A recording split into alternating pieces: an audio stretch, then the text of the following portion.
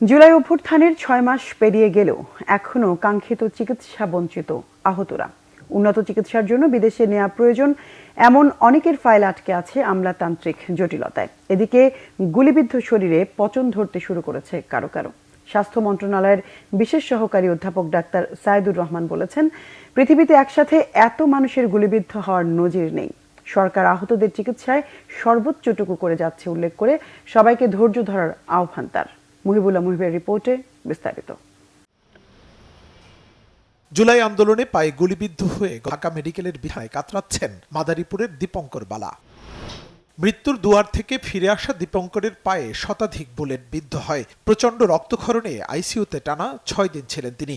গত ২৭ জানুয়ারি তাকে উন্নত চিকিৎসার জন্য বিদেশে নেওয়ার সিদ্ধান্ত নেন চিকিৎসকরা। এমন গুরুতর অবস্থায় বিদেশ নিতে তার জন্য বিজনেস ক্লাসের টিকিট প্রয়োজন হলেও কাটা হয় ইকোনমি ক্লাসের। ফলে ফিরিয়ে দেয় এয়ারলাইন্স। এখন পুরো পা কেটে ফেলার আতঙ্কে দীপঙ্কর। ইনজুরির কারণে এখান থেকে পুষ বেরোয়, প্লাস এখান দিয়ে রক্ত বেরোয়, মানে যে কটা পয়েন্ট আছে প্রত্যেকটা দিয়া হয়। কিন্তু ওনারা যখন টিকিট কাটছে মন্ত্রণালয় থেকে, তারা আর কি আমার দেখে নাই বা করে নাই। তো আমি যাইতে পারবো যখন আমার সামনে একটা টুল বা এটা কিছু রাখতে পারবেন, তাহলে আমি বালিশের উপর বা কম্বলের উপর পাড়া রেখে আমি যাইতে পারবো। কিন্তু এটা কিন্তু এই এয়ারলাইন্সের রুলসে নাই। যদি একজন সমন্বয়ক বা উপদেষ্টা আইতো, তাহলে আমি তারা বলতে পারতাম যে একটু তাড়াতাড়ি করে দেন। কিন্তু তারা কেউ আসে নাই। এই জায়গায় যে সমন্বয়ককে, তাও আমি জানি না। জুলাই আন্দোলনে গুলিবিদ্ধ হয়ে একই হাসপাতালে চিকিৎসা নিচ্ছেন তানজিল ও মোবারক মিয়া।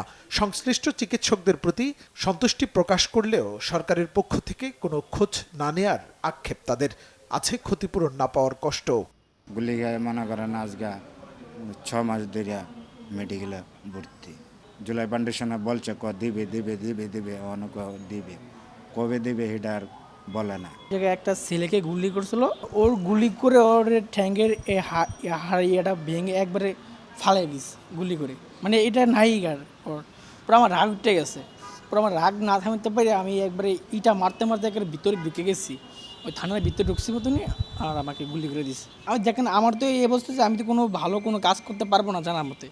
এদিকে স্বাস্থ্য মন্ত্রণালয়ের বিশেষ সহকারী অধ্যাপক ডাক্তার সাইদুর রহমান জানিয়েছেন, এত অল্প সময়ে বিপুল হতাহতের চিকিৎসা দিতে হিমশিম খাচ্ছেন দেশি বিদেশি চিকিৎসকরা। অল্প কয়েকদিনে একসাথে এত মানুষের গুলিবিদ্ধ হওয়ার ঘটনা পৃথিবীতে বিরল বলেও জানান তিনি।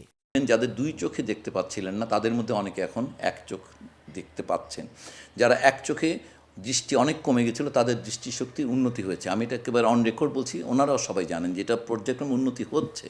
সো যেইটুকু চিকিৎসা, এবং যাদের জেল দেওয়া আছে রিমুভ করার পর দৃষ্টিশক্তি ইমপ্রুভ করছে প্রত্যেকে। আমরা যাদের নাকি ফিজিওথেরাপি চলছে, তাদের মুভমেন্ট আগে চেয়ে বাড়ছে। সো আমরা বলছি যে চিকিৎসা তো চলছে, এটা একটা চলমান প্রক্রিয়া। এবং এই গুরুতর আঘাত শরীরে যাদের ১০০ প্লেটস আছে, আপনি তার কষ্ট আসলে লাঘব করা কঠিন। এই কথাটা আমরা রিয়েলিটিটা আমরা বুঝি, কিন্তু এটা আসলে ওনাদের প্রতি অনুরোধ যে আপনারা একটু ধৈর্য ধারণ করেন। এই বিষয়গুলো চিকিৎসার সম্ভাব্য সর্বোচ্চ চেষ্টা দেশের ভিতরে করা হচ্ছে।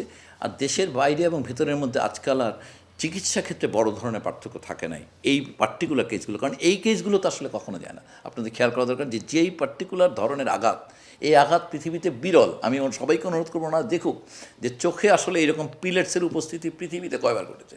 মেডিকেল সায়েন্সে এরকম কোনো ঘটনা ঘটে নেই। সিভিল মিলিটারি মানে আপনারা খেয়াল করবেন, মানে সিভিলিয়ান যে মেডিকেল কেয়ার, এই কেয়ারের দুনিয়াতে এই ধরনের কোনো আঘাতের ঘটনা নাই। জুলাই অভ্যুত্থানে হতাহতের সহায়তায় আগামী ১ সপ্তাহের মধ্যে অধিদপ্তর করা হবে জানিয়ে সাইদুর রহমান বলেন, তখন শহীদ পরিবার এবং আহতদের জন্য কাজ করা আরো সহজ হবে। মুহিবুল্লাহ মুহিব, বাংলা ভিশন, ঢাকা। এটাকে নড়তে গেলে মানে ওখানে রিচ করা, এটাকে বলছে